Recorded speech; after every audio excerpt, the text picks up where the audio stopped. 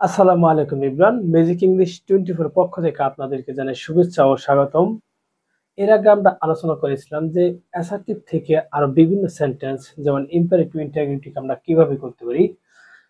এটা transformation of সেন্টেন্সের একটা অংশ। আজকে আমরা আলোচনা করব যে অ্যাসার্টিভ সেন্টেন্সকে আমরা কিভাবে একটা অপটেটিভ সেন্টেন্স তৈরি করতে পারি।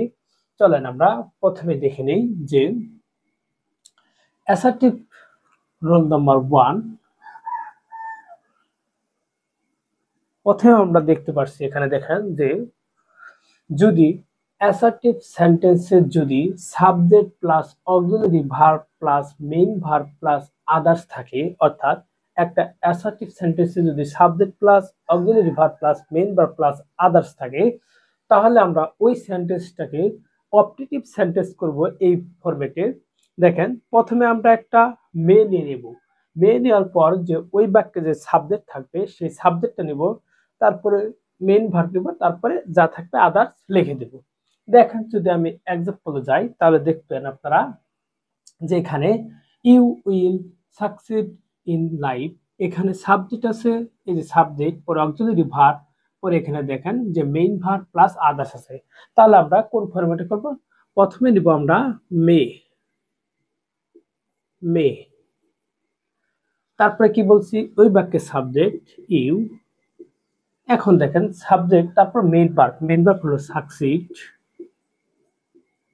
সাকসিড ইন লাইফ, যা আছে তাই। May you succeed in life, এখানে শুধু আমরা অক্সিলারি ভার্বটা বাদ দিয়ে দিছি, আমরা এই ফরম্যাটে করছি। তারপর দেখেন এখানেও আমরা পেয়ে গেছি একটা মডাল ভার্ব, যেটা মডাল অক্সিলারি ভার্ব। তাহলে এখানেও আমরা কি নিব? প্রথমে নেব মে, তারপরে নেব সাবজেক্ট মে ইউ, তারপরে দেখেন যে কি আছে মেইন ভার্ব, এই যে মেইন ভার্ব এটা নেব আমরা যে পাস ইন দা এক্সাম, তারপর আদার্স আমরা বসাই দিলাম।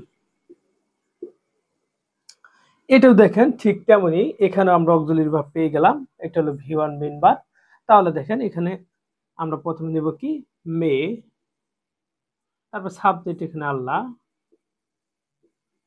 আল্লাহ, তারপরে কি মেইন ভার্ব নিতে হবে হেল্প, তারপরে যা আছে বসা দিলাম।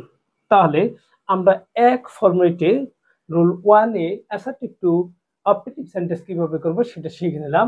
যে আমরা যদি subject plus auxiliary verb plus main verb plus others থাকে, তাহলে আমরা অপটেটিভ সেন্টেন্সে করব প্রথমে একটা মে নিব, মের পর নিব সাবজেক্ট, সাবজেক্ট নেওয়ার পর মূল ভার্ব প্লাস আদার্স, এগুলো আমরা করছি।